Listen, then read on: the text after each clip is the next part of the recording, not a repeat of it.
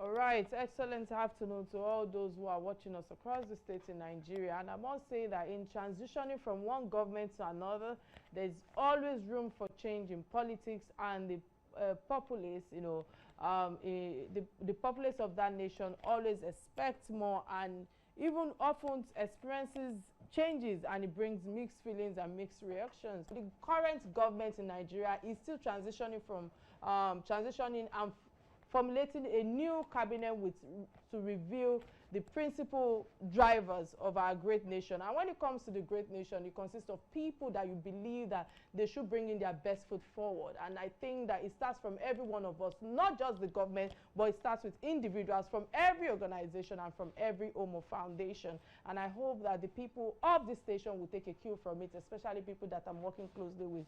I think that is where I have to draw my cutting for the opening of the show. Let's go straight to what On This Day in History has for us. Stay with me, I'll be right back.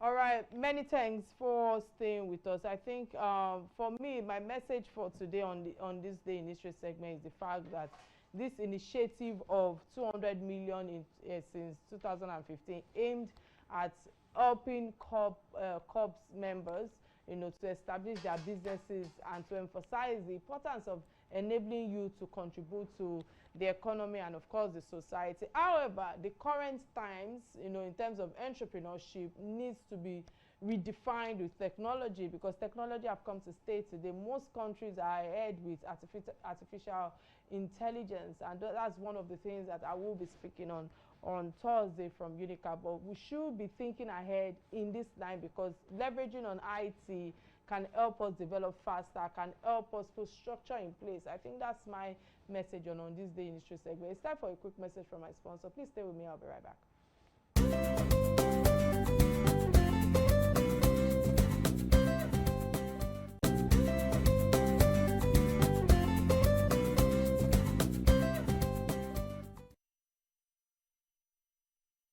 All right, many thanks for staying with me. On the live show today, I will be devoting my real talk discussion on national affairs and of course the recent news and developments in our country, while Nigerians are battling with economic problems, or will I say challenges of inflation and high cost of living in the post-subsidy removal era that we are in. And Tinubu's government is forging ahead on its mandate to ensure Nigerians have a dividend of democracy with compensation for their current economic challenges. And the government is making, progress, with cabinet formation after the NAS began screening the ministerial nominees. And shortly in the midst of this event, Nigerians find itself entangled with external politics, ECOWAS convention on threats made on neighboring country, Niger Republic.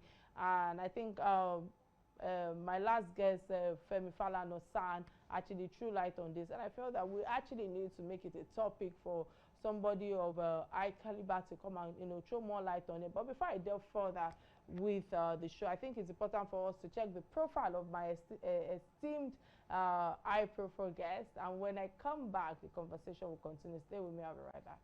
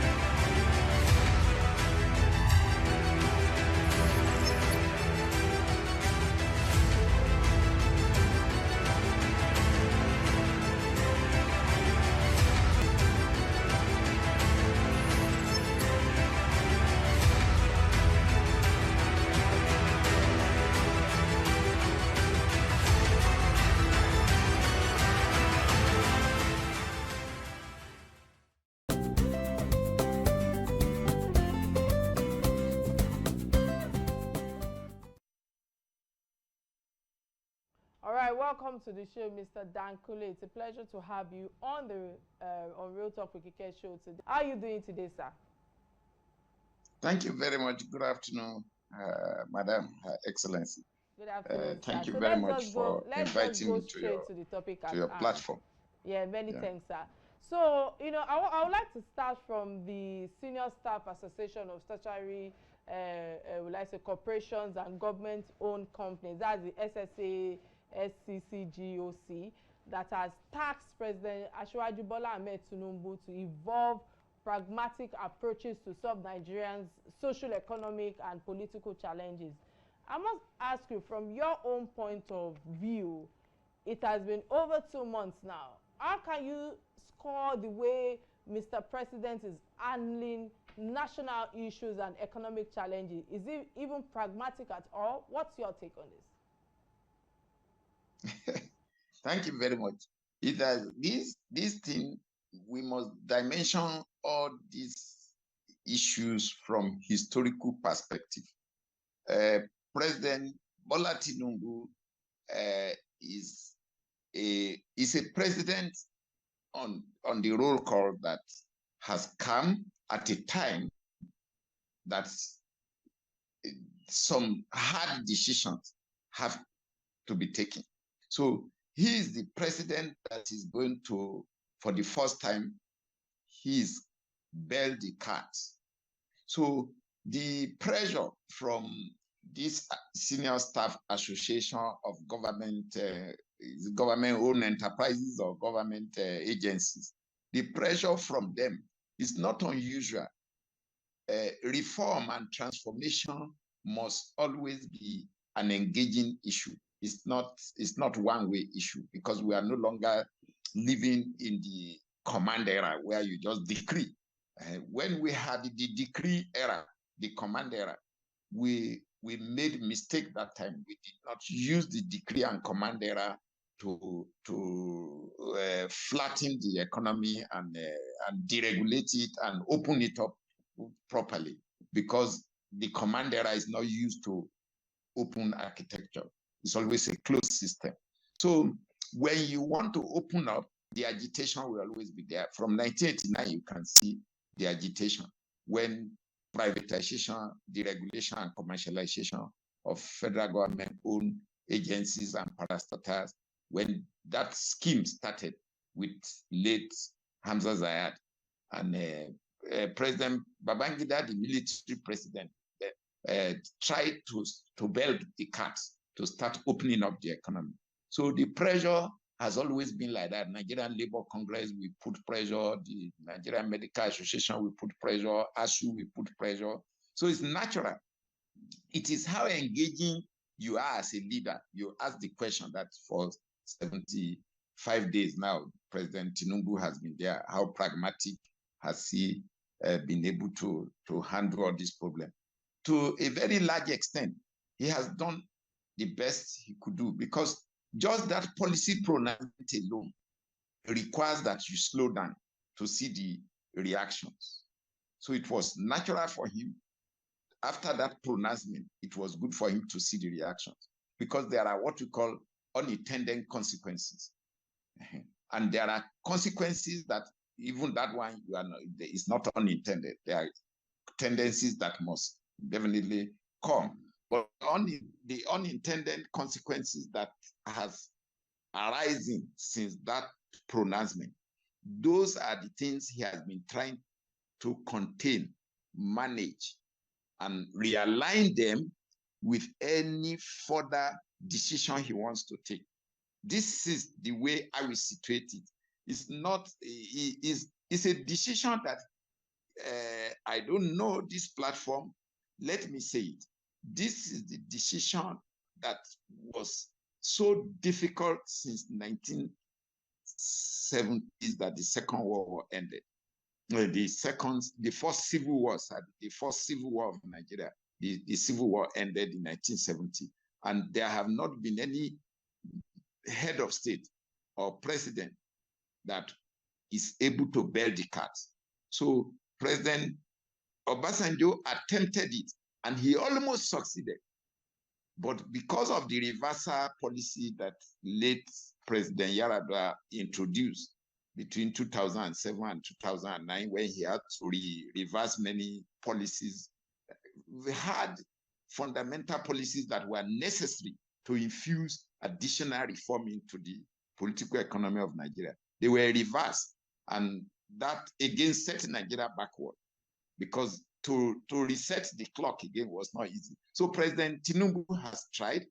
He has bailed the cat now in the animal kingdom.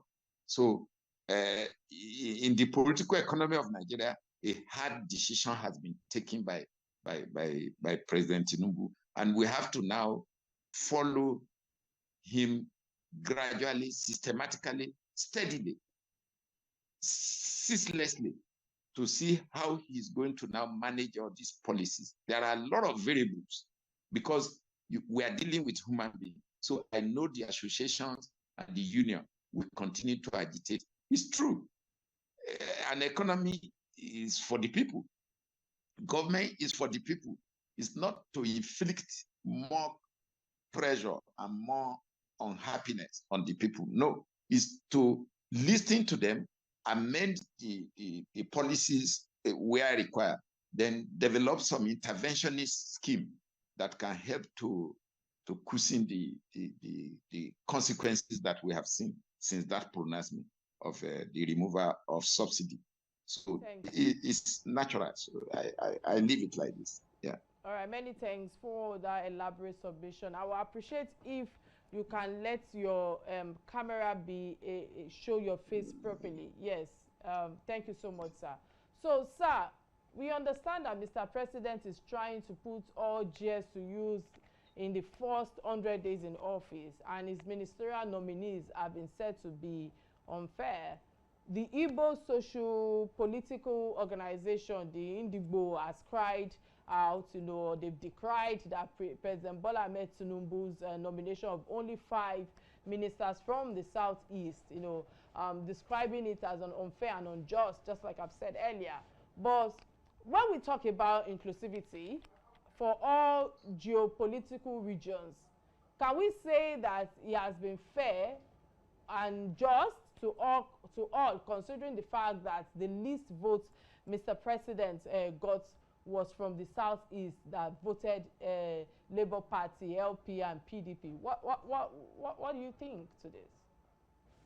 You see, in a multi ethnicity setting like Nigeria, a heterogeneous society like Nigeria, there is nothing you can do that will not get some negative comments. You have been fair, you have not been fair. But one thing I know that President Bola Tinubu has done, I am not his spokesman, but I'm an ordinary citizen that likes to rationalize issue objectively, so as to set record straight. I'm a free, moral, liberal intellectual. President Bola Tinubu has met the constitutional requirement of the country already. He has chosen 1 minister per state, including FCT. So the discretionary power to now add minister from geopolitical zone, from outside geopolitical zone, from one local government or from anywhere, is now what we call discretionary power. And the president of Nigeria, by the constitutional provisions, is so powerful. People who subscribe and ascribe to the constitution of Nigeria must realize that we have given so much power to the president. So the president of Nigeria constitutionally is so powerful. So if he has discretion to choose 48 ministers or 50 ministers or 100 ministers, it is after he has met the constitutional requirement. So if a particular zone of the country is not very happy, the presidential system of government is about lobby. Even in the parliamentary system, you still lobby, but the presidential system of government, you lobby. So I expect some of these things to be by lobby. Not yes, you can scream on the pages of television and newspaper and social media, but you must engage in lobby. The governors of the southeast of the zone involved, they can come together and lobby, so to get additional 1 or 2. So because the president has discretionary power, and that takes me to the issue of whether the number, whether 45 or 48 is blown out or not. No, it is in a population of 200 million. I don't understand what people are saying. If the cabinet of the country is 50, so if it is well managed, what is the problem? If it is well managed, 50 people, maybe you buy them each pickup to make them functional, pick up vehicles to make them functional. You don't say because they are 48 or 50 or 100, then it will increase cost of governance. No, that is not a tenable argument, because you can make 50 ministers not to have more than one car. And you can make 30 ministers and they will have five cars, because you did not control the cost. So if let me just limit this question to the issue of whether the president is being fair or not fair to one zone or to one state. He has met the constitutional requirement of the country as provided for, and anything extra is at his discretionary power. And lobby. People must lobby legitimately. I'm not saying you should lobby illegitimately, but lobby is allowed. This is life. That's democracy. You have to lobby. So I have not seen anything here. You go and lobby. So thank you very much. All right, many thanks again for that submission right there. And talking about lobbying legitimately, I want to bring to fall, because I'm of the opinion and I've advocated, in terms of advocacy, that the 30% inclusion being sought for women in political offices is still being neglected. And we have lesser women despite a handpick of few that the president has included in his cabinet. We have more functional and powerful women that can handle strategic areas of the Nigerian economy, if you ask me, that are with integrity and no record of corruption. But don't you think that we have more of Okojo-Iweala, Ngozi-Iweala? We have the likes of Obi Ekwesili. We have the likes of Adiza Anatu Musawa, Abike Dabiri in our country. Don't you think that we need more women in terms of that inclusivity on the table with this administration? Yes, madam, including you. You are eminently qualified to be minister in the cabinet of Nigeria. But let me say like this: this takeoff of President Tinubu is not easy to have all inclusive promises fulfilled now. So let us take off gradually and do it. Maybe along the line, President Tinubu will now start ejecting ladies of good credential, character, and models that can help to create the right governing structure we need as a country. No doubt, ladies are the most resourceful people all over. I have my wife, I have my home, and I know how strategic my wife is to my life. That is part of what gives me freedom to be able to talk like this. So I know the country we need our ladies to be on board. You are very correct. We have highly intelligent ladies in this country. We have them. And they are competent, not just intelligent, they are competent. And some of them have even achieved so much. So I agree with you. With time, I believe President Tinubu will bring more ladies on board. Let's see, after ministerial, there are still positions that are as important as ministerial status. There are commissions. There is still Central Bank Governing Council, Central Bank Board, and Central Bank senior hierarchies, all the deputy governors. They are all from zones. After all, there are about 6 or 7. There are still positions like that. There are still positions like NCC.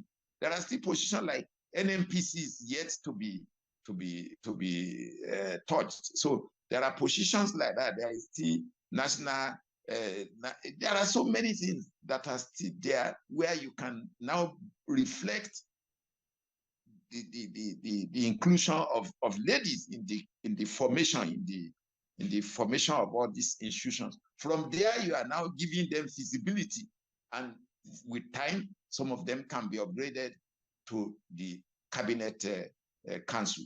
So I'm not yet discouraged. After, we are lucky today, we have a head of service of the federation. It's a lady, a medical doctor. So we should just be. It's not easy within the last 75 days for the president to be able to capture every issue immediately. That is why some of us volunteer to even be talking openly like this. It's because if you want to send all this private conversation to him, you may not have access, the protocol, because the president has become, so it's not as open as before. So it's good that we exercise some patience, and we should constantly remind the president, bring out those type of ladies you mentioned. They are available. We know where they are.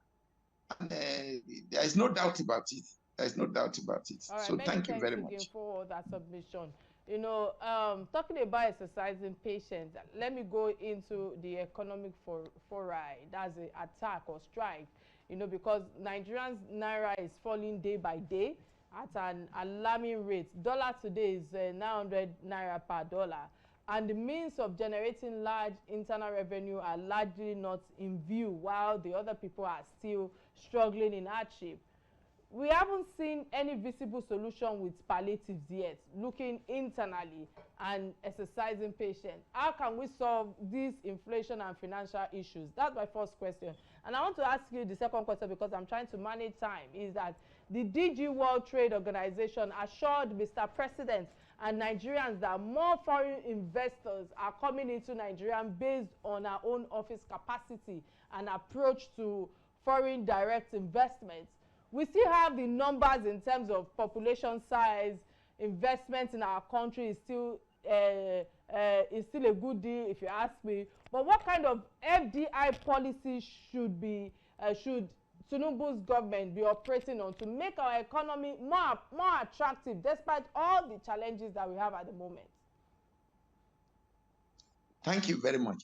I wouldn't want to say, Madam, where were you in 1980? In 1980, in front of the General Post Office in Marina, you go inside the post office, you buy British postal order and post it to England. British postal order in Panstali, you post it to England to buy books. I was one that was doing like that. In Kaduna General Post Office, I buy Panstali in the post office and then send it to pay for books in England. So now, why was Naira so strong that time? Because we were producing and our population was low. So our consumption was not as bogus as this that time. So if the Naira that time, because when I see Nigeria say, oh, Naira is falling, I laugh. If our level of consumption versus production is at equilibrium, local production, consumption locally is at equilibrium, your Naira will not fall, because that means you are producing and you are consuming what you produce. So even if it is going to fall, it will be very minimal. So if since 1980, I use 1980 as an example because that is part of the graph of my own life. From there, 1 Naira started becoming 1 Naira 50 kobo to 1 pound sterling. It started becoming 2 naira to 1 pound sterling or $1. So, and the production capacity of Nigeria from 1980 to 1990 was relatively good. All the automobile industry in Nigeria, assembly line, they were working. But the situation was declining. Disindustrialization was setting in. So what did we do? What has our leaders done since that 1980 to date that has made Nigeria become disindustrialized? And our consumption, because of population, have gone up. So, and what we consume is not manufactured by us. So I give you an example. I grew up in Kaduna and as well as very regular in Lagos. The textile mill in Ikeja, the textile mill in Solo, the textile mill in Kaduna, Zaria, Kano, and Funtua Gusau, they were the one that were producing almost all our fabric, the garments, fabrics in Nigeria. But suddenly, this textile mill industry started going. Is the best example for us to use to measure how Nigeria got disindustrialized. If you go to Kaduna Industrial Estate and see the textile mill there. So you now ask the question, what are the policies that made those industry to close up? Why did the graph of consumption go up and local productive capacity go into the Atlantic Ocean? So it has gone to the Atlantic Ocean because we increased imports, because globalization brought pressure on manufacturing competitiveness. So if you cannot manufacture something competitively in your country, globalization said that you should get it from where it is competitively done because it's cheaper for you. I give you again another example, iron and steel. Why is it that all import of our metals today is in dollar?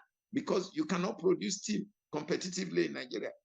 That is why the Jakarta Steel Complex is moribund, is stranded, because to produce steel competitively, all the parameters you need, they are not appropriately situated in Nigeria. So, and the deliberate policy you need from government have never been achieved. If you make me today advisor on iron and steel to the government of Nigeria, I'm going to insist on certain deliberate policies which may not bring result in 1 year or 2 years because it's not a tea party. So our foreign exchange valuation cannot be done with magic, with decree. It's not by decree. We have to do it by going back to the drawing board, reintroduce agriculture. I apologize. I have to interrupt your line of thought, sir. So Apologies, I have to interrupt your line of thought. Then start producing. Okay. Now to go to the second. Can you hear me, sir? All right. Apologies. We have to go on a quick break, and when I return, the conversation will continue. Stay with me. I'll be right back.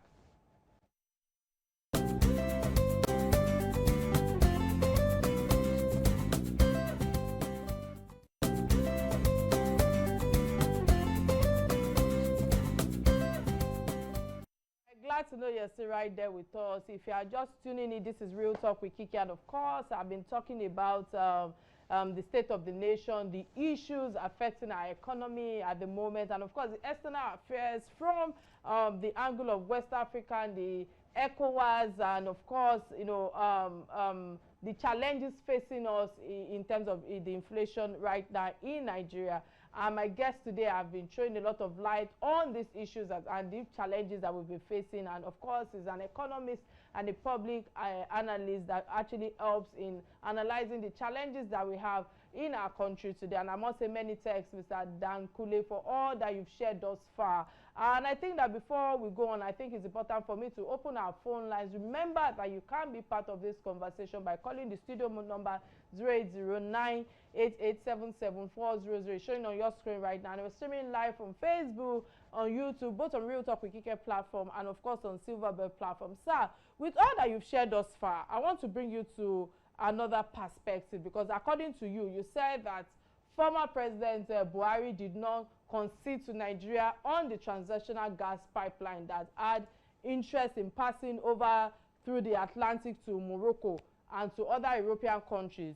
You said it, you said it, and you also mentioned that Nigeria could have developed, I stand to be corrected by you, you know, could have developed through liquefied natural gas, that's the LNGs, you know, within our country. And I feel that with all that you have said, other countries, other countries buy it? Have they bought into it? That's number one. Do you think Tinubu should be seeing this perspective as well? Do you think that we are financially ready for that area of gas exploitation? Yeah, madam, let me, because before you went on break, there was a hanging question about what level of intervention to cushion the effect of the subsidy removal. Yes, there are a lot of interventionary packages that the president and the governors are working on.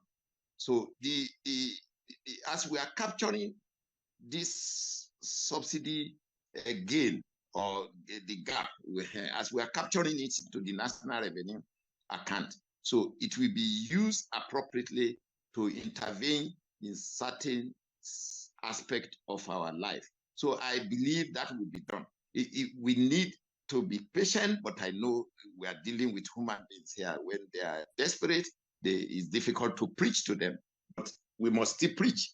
Even if people are desperate, you still have to preach. You don't need to add fuel to fire. We still preach, we still plead with them.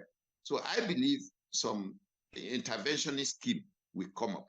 I am of the opinion, strong opinion, that we should go back to the drawing board of petroleum trust fund structure. It may not be the same model where we capture some money, put it in the fund, and then use those money to intervene in primary health, secondary health, primary education, secondary education across the country, road maintenance and repair. So that is that. Then let's go to the issue of gas. You know, gas is one thing I have been working on since 2007. The Nigerian natural gas endowment, the same thing with crude endowment, the same thing with the coal endowment, bitumen endowment. Just say the hydrocarbon endowment of Nigeria is huge, humongous. But it's like the land we have. If you have land and you don't put it, good land, but you didn't put it under cultivation to grow food, you will still go hungry. It's natural. If you don't work, you don't eat.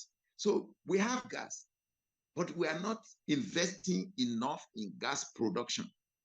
It is when you invest in gas production, you will now invest in gas utilization. You will monetize it. So it must go the entire value chain: gas exploration, gas production, that is exploitation, the gas processing, and gas distribution.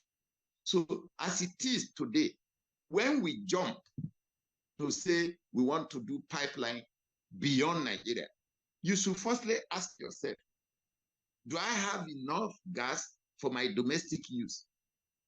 That is the first question. So, and the reason why people may not know, Bonny LNG was set up to export liquid gas for us to earn additional revenue apart from oil, sorry. So it's a good business, very good business. But the structure was a very good structure. The mistake we made was that the gas can only be exported. If you want to use that gas, you either take the LNG vessel to a nearby regasification facility. That means you have to again build a regasification facility somewhere, maybe in Braz or Warri or Lagos, so that you take the LNG vessel to your regasification plant, regasify, and use it to generate electricity. So in this case of pipeline from Brass to through the Atlantic Ocean to Morocco. My economic rational thinking and why I suggested to President Buhari before he left office that they should not embark on that project. But you know the setup in NNPC, that is the problem with Nigeria.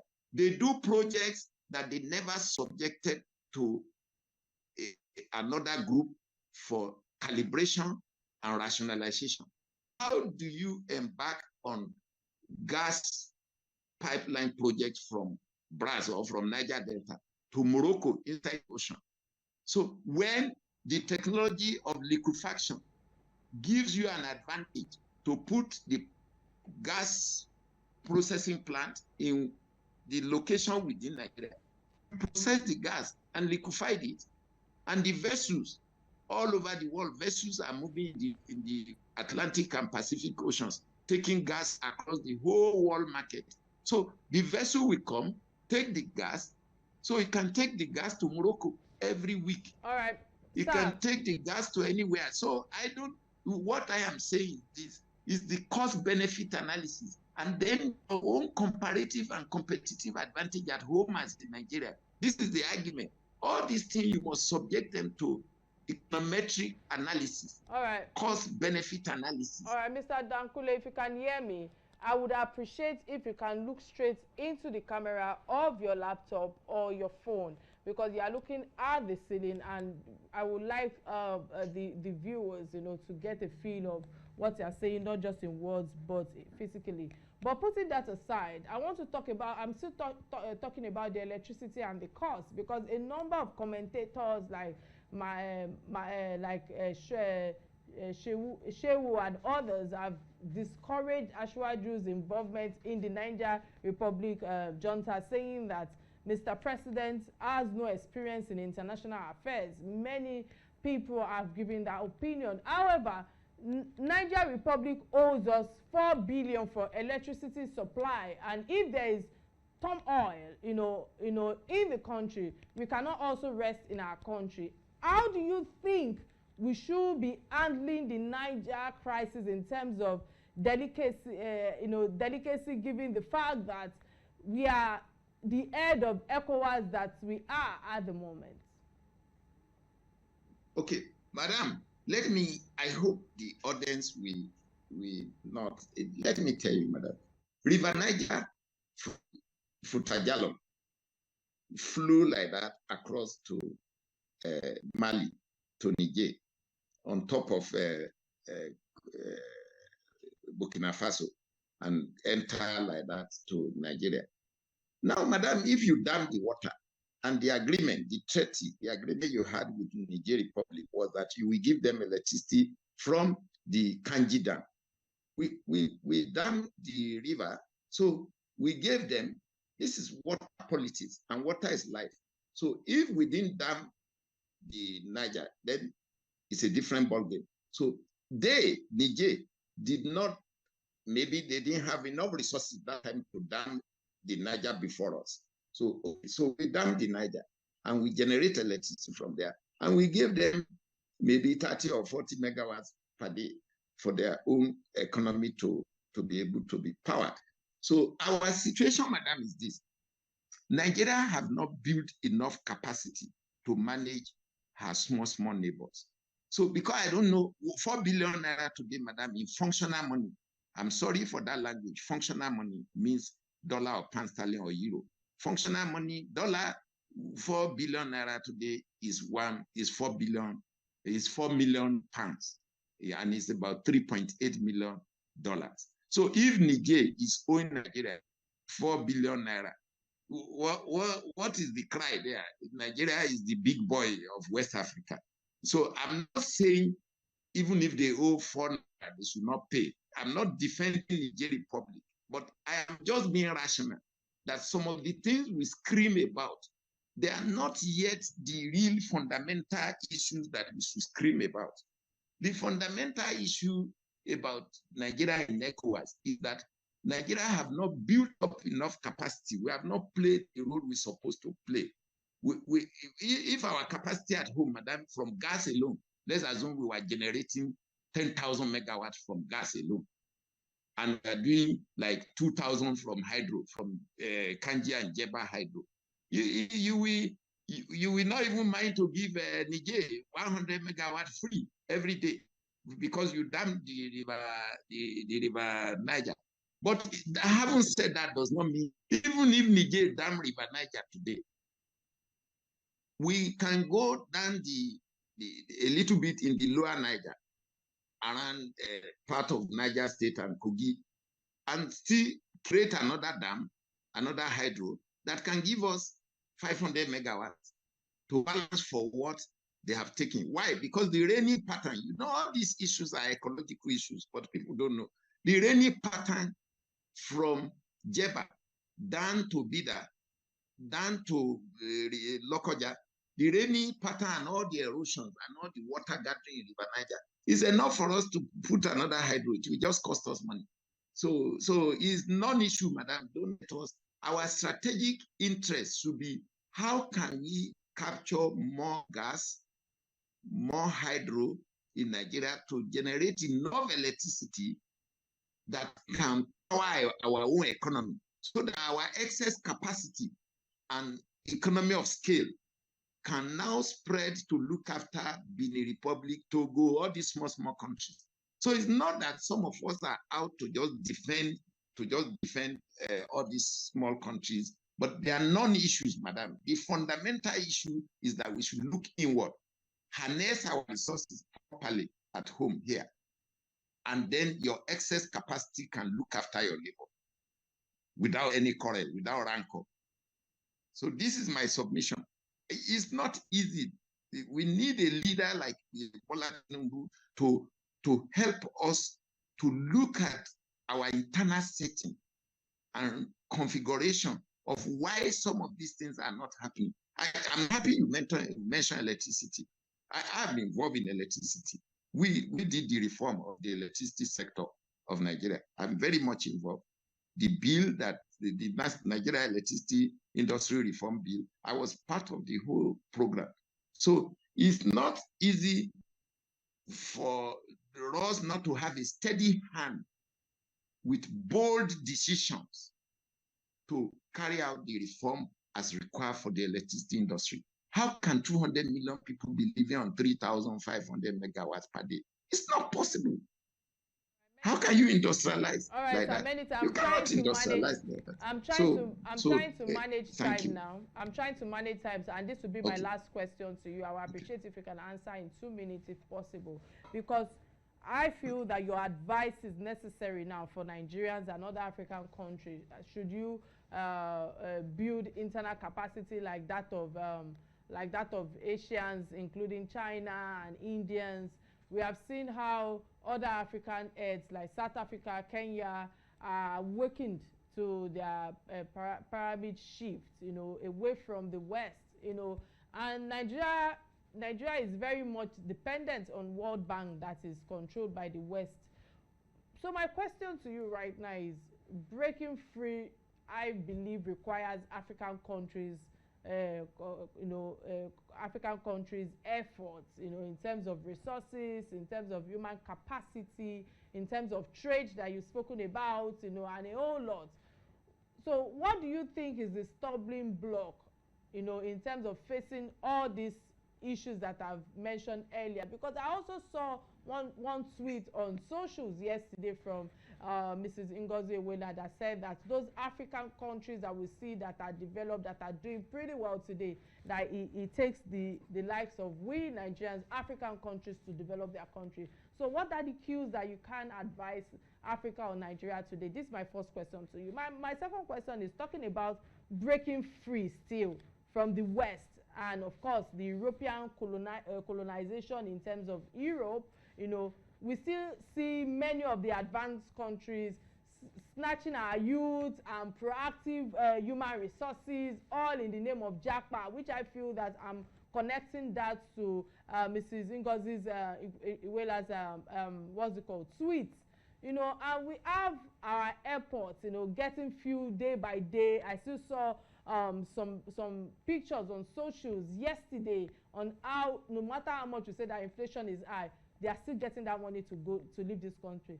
Is there an urgent measure that you can advise the Nigerians in terms of to retain our human resources capacity from their capital flight, so to speak? What's your take on it? If you can answer this in 3 minutes. Thank you, madam. So many questions are packed in this. Let me firstly break down something. You see, the sentiment about World Bank or America, at times I find it as a very lazy excuse. World Bank and America is the seat of capitalism. America is a very rich country, very prosperous. World Bank is the bank that helps you to maybe support your structural adjustment scheme at home. Nigeria need support because the economic model we inherited is from the Western capitalist system. Therefore, if your economic model at home here, that is why I respect what the DG of the WTO said, that we can attract investment here if you do the right thing. So the World Bank is ready to support us if if the frame and the structure is right. You see, most of the World Bank projects that you saw in Kaduna State, that you saw in other states, is because those states were able to put the appropriate framework in place. That's how World Bank money was able to enter there. So I don't want at times people to be sentimental about the World Bank, they dictated it, they didn't dictate it. No, it is how you structure your home, that how you structure your domestic economy, that World Bank also will situate themselves, you understand me now, or in terms of supporting you structurally. Then the same thing with the WTO. If your home economic model is based on a culture that is organically friendly, business friendly, and the rule of law is respected, you have the right quantum of honesty and transparency, foreign investment will flow in. The same World Bank will even now encourage investors from America, from all over the world, to invest in your country. I hope you understand me now. So the issue of how we can go about this, is to get a president, as we have today, that can start teaching us or preaching to us to have a reorientation, attitudinal change, attitudinal reorientation, so that our younger ones can begin to have a new philosophy. We need a new philosophical guidance and direction. And we need more economic education.